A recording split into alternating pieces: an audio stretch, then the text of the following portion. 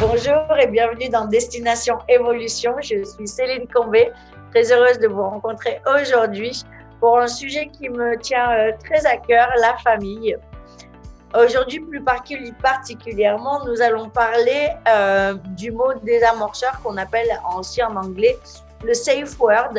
Donc, je vais vous expliquer un peu comment ça se passe, ce safe word, comment on l'utilise et pourquoi c'est important.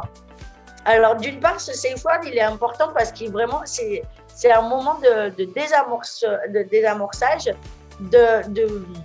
d'une situation ou d'une conversation qui n'est plus productive ou d'un comportement qui n'est plus productif. Quand un enfant va commencer à dire des choses qui ne sont pas sympas à son frère ou à sa sœur, ou même à vous, ça peut aussi être dans une relation avec votre compagnon. Donc, ça peut vraiment se mettre dans plein de situations. Donc, je vais vous expliquer ça dans cette capsule.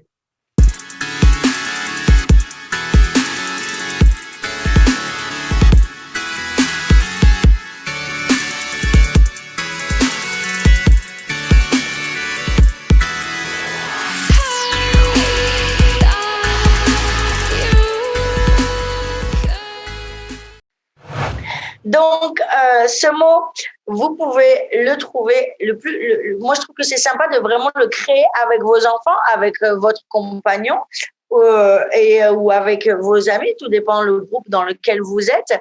Et ce mot, en fait, si vous allez dans le brainstorming, du jeu du brainstorming, vous allez pouvoir trouver comment est-ce que ça se passe exactement. Donc, eh bien, vous allez pouvoir le choisir en famille.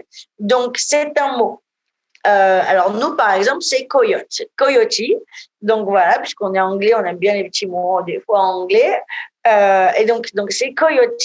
Et ce mot-là, on va l'accompagner aussi d'une couleur. Donc, nous, c'est la couleur verte. Je suis habillée en vert, c'est marrant. Et on va aussi le représenter par un objet. Donc, des fois, ça peut être, c'est vraiment, ça peut être un objet qui vous tient à cœur. Ça peut être un doudou, ça peut être pour un enfant, ça peut être, je sais pas, un morceau de pain, vraiment ce que vous voulez. Si vous l'avez pas sous la main, cet objet, nous, je trouve ça vraiment pratique, c'est d'avoir un signe. Donc, vous pouvez faire ce signe-là, vous pouvez faire ce signe-là. Nous, c'est le signe du coyote. Voilà. Donc, j'ai un joli coyote là. Et donc, c'est coyote. Donc, le coyote, c'est assez marrant aussi parce que c'est en anglais, en espagnol, on dit cayate. Donc, on n'est pas fluent, on parle pas couramment espagnol, mais on sait dire cayate. Et donc, c'est vraiment le petit mot à la maison quand il y a des conversations qui explosent ou des tensions ou des choses comme ça, ou juste des choses qui sont plus productives. À un moment, ça avance plus. On a juste besoin de tous aller dans notre chambre, de se reculer. Je vous invite à aller dans la capsule du time out aussi. C'est un truc pas du tout français.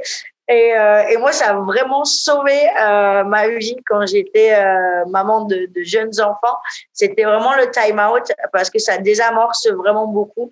Nous, on a le 1, 2, 3 et eux, ils ont le time out qui va après le 1, 2, 3. C'est vraiment une conséquence d'action qui est vraiment sympa. Donc, je vous invite à aller là-dessus aussi. Donc, on revient sur notre petit safe word.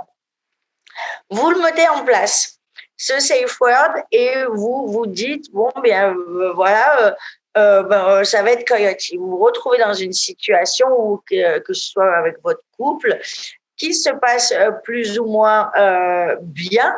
Et d'un seul coup, il y en a un qui est ce qu'on appelle trigger. En fait, vous avez appuyé sur un peu un bouton presse détente chez lui. Donc, c'est mais de toute façon, tu n'as jamais fait ça. Et là, lui, il voit tout le message derrière. Il se dit, non, mais attends, j'ai pas fait ça. Et bam, bam, bam, bam, bam. Et là, la colère monte. Et là, d'un seul coup, vous pouvez dire, attends, je m'excuse. Kayati, chacun respire. Donc, on prend un temps de respiration. On gonfle bien le ventre. On se regarde dans les yeux. On peut même rigoler pour se rendre compte que la situation devient désagréable. Des fois, ça devient marrant de mettre un peu cette tension, de désamorcer cette tension. Et là, on peut reprendre ces mots. Ou des fois, on va juste se mettre en time-out. Je vous expliquerai comment le time-out se passe. Et c'est un moment aussi où on peut avoir un moment de retrait qui permet de désamorcer. Le but, c'est vraiment d'entrer dans des relations qui soient agréables. Le stress est énorme dans nos vies. On doit se nourrir, on doit payer nos factures. C'est des stress qui sont vraiment énormes. On n'est pas des animaux. Et du coup, ce qui est fou chez les animaux, c'est que leur niveau de stress, eux, baisse en fonction que le danger est parti.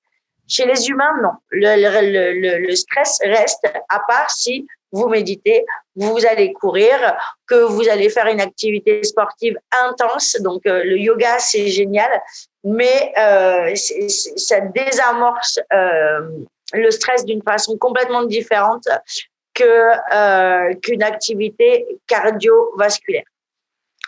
Donc, je vais vous donner un autre exemple. Vous êtes avec vos enfants, tiens chérie, fais la vaisselle.